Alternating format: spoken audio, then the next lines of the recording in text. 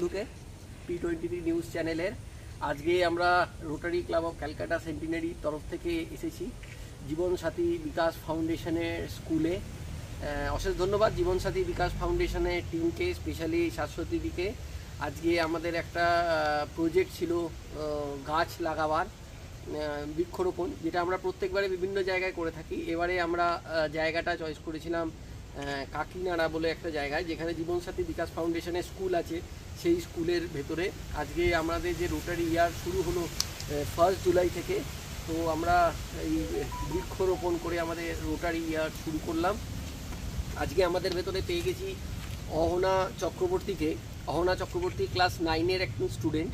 সে তার busy schedule, পড়াশুনো, coaching এইসবের মাঝখান থেকে টাইম নিয়ে আজকে আমাদের ভেতরে উপস্থিত হয়েছে।